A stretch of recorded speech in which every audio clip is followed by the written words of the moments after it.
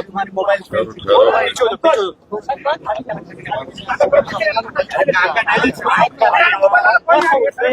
आराम से तुम लोग हाँ सर सर बोले इतना गर्दा कर रहे, कैसा बोलेंगे? सर बोले जगह कम है।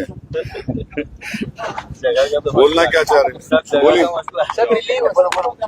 देखिए, जो फैज़ इलाही मस्जिद जो तुर्कमान, हाँ बोलिए सर आप जो फैज़ इलाही मस्जिद तुर्कमान गेट में है, सबसे पहली बात तो यह है कि 1970 का वफ गजीट सीरियल नंबर 40, अगर आप इजाजत दिए तो मैं आपको पढ़ के सुनाता हूं। उसको थोड़ा लंबा जवाब रहेगा, आप लोग फास्ट फूड का जवाब मत लो मेरे से।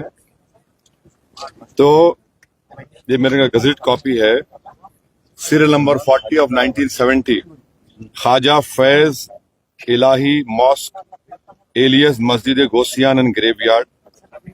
इसमें 1970 में लिखा हुआ है over 100 years worship and burial of dead bodies, ये वार्ड नंबर लिखा हुआ है, राइट। नंबर 1 ये। दूसरी बात यह है कि हमने प्लेसेस ऑफ वर्शिप एक्ट बनाया कि 15 अगस्त 1947 को जो भी रिलीजियस स्ट्रक्चर जिस किसी समुदाय का होगा, बाबरी मस्जिद को छोड़कर उसको डिस्टर्ब नहीं किया जाएगा। ये 2 बात जहन में रखी। तीसरा क्या हुआ कि नवंबर 2024 को 12 नवंबर 2025 को दिल्ली हाई कोर्ट ने ये कहा अपने ऑर्डर में, this petition filed in public interest seeks a direction for removal of certain encroachments said to have been found in a joint survey report herein referred to as JSR।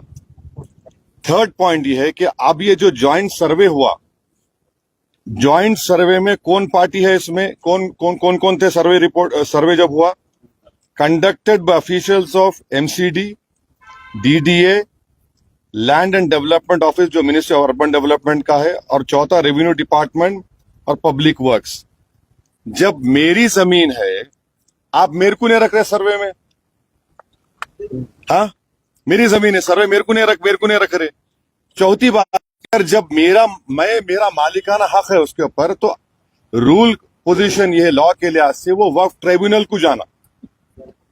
पांचवी बात यह है कि जब ये केस चल रहा था तो वक्फ बोर्ड के एडिशनल स्टैंडिंग काउंसिल में खड़े हुए थे और उनके मुंह में गुलाब जामुन था, एक लफ्ज नहीं बोले।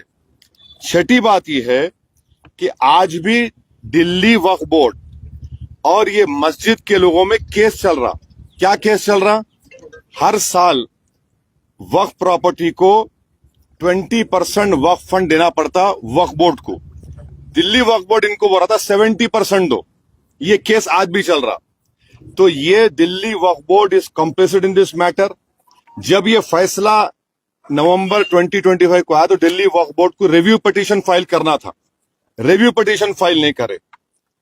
और ये एक बात याद रखिए, दिल्ली वक्फ बोर्ड के एडमिनिस्ट्रेटर और MCD का हेड जो थे एक ही आदमी था, MCD का हेड और दिल्ली एडमिनिस्ट्रेटर। फिर कोर्ट में क्या बोला कि भाई MCD को बोला कि तुम हियरिंग करो। अगर आप मेरी जमीन है बोल के बोल रहे, आप कैसा हियरिंग करते? वो प्रिंसिपल्स ऑफ नेचुरल जस्टिस के खिलाफ है। तो हर एतबार से ये एक तो जजमेंट गलत है, दूसरा दिल्ली वक्फ बोर्ड कॉम्प्लिसिट है इसमें। वहां की जो कमेटी है वो बिल्कुल काहिल नाहिल है। उनको चाहिए था कि आप जाकर रिव्यू पिटीशन डालते। अभी भी हम डिमांड कर रहे, अगर दिल्ली वक्फ बोर्ड नरेंद्र मोदी गवर्नमेंट के दबाव में नहीं है तो इमीडिएटली सुप्रीम कोर्ट में केस डाले, और ये कमेटी के लोग जो काहिली के मजाहरे कर रहे हैं, आप फौरन सुप्रीम कोर्ट जाके डालो।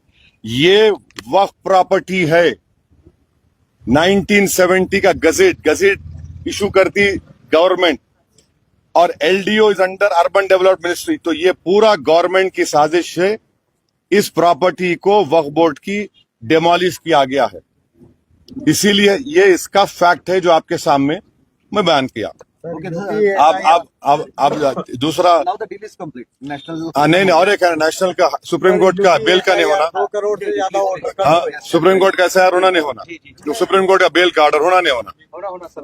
होना ना आप लोग अखबार पढ़ते हाँ अखबार पढ़ते होंगे आप लोग माशाल्लाह अखबार वाले हैं आज टाइम्स ऑफ इंडिया में मैं एक फोटो लेकर रखा नहीं सुनिए एक मिनट ठहरिए टाइम्स ऑफ इंडिया में आज टाइम्स ऑफ इंडिया में 2 रिपोर्टिंग है एक रिपोर्टिंग क्या है जो आपके अपने महाराष्ट्र के रिलेटेड है कि एक साहब थे कैलाश रामचंदानी 2019 में नेक्सलाइट्स उन्होंने ट्रिगर ब्लास्ट करी आईडी का 15 पुलिस वाले गड्जी चोली में मारे गए थे गड्जी चोली ये आदिलाबाद के बाजू है इनका नाम था वन कैलाश रामचंद्र इन्होंने जून 19 में ये 2019 में वाकया हुआ ये इनको जब से उन्होंने जेल में है तो जब chief justice of India justice Suryakant साहब और जस्टिस बागची के पास गया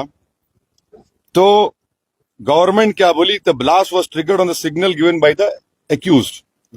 The bench said, your success story against left-wing extremism cannot be based on arrest alone. There must be speedy trial, which is possible only when government sets up exclusive special courts to try cases of this nature. Since there are many cases pending before the same trial judge and prosecution has cited many witnesses, the trial is not going to be concluded in the near future.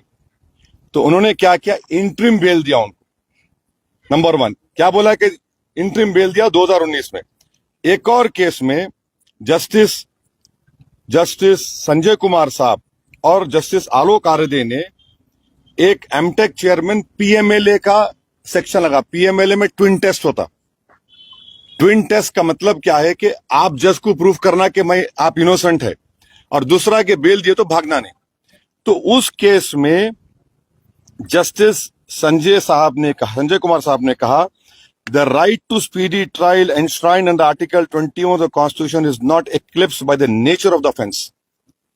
अब तीसरा ये बच्चों का case है जो 2 को नहीं मिली आप देख लो एक जज का बेंच ये बोल रहा एक जज का बेंच ये बोल रहा एक जज का बेंच ये बोल रहा तो मेरे को जरा मैं सरप्राइज हूं शॉक हूं ये क्या हो रहा है चौथी बात ये है कि वो जो उन्होंने क्या किया उन्होंने वो जो बेल का कंडीशन लगाया जिनको बेल दिए कि कोई ये नहीं करना बोलना नहीं तो एक शेर है ये दस्तूर जबाबंदी है कैसी तेरी महफिल में ये दस्तूर जबाबंदी कैसी है तेरी महफिल में जहां बात करने को तरसती है जबां मेरी okay thank you very much good day नमाज पढ़ना है चलो You broken the deal. Local question.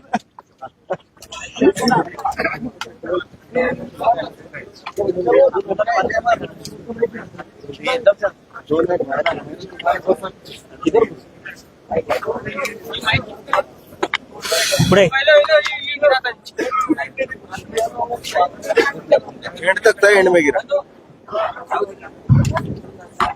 आता रहने दो जान दो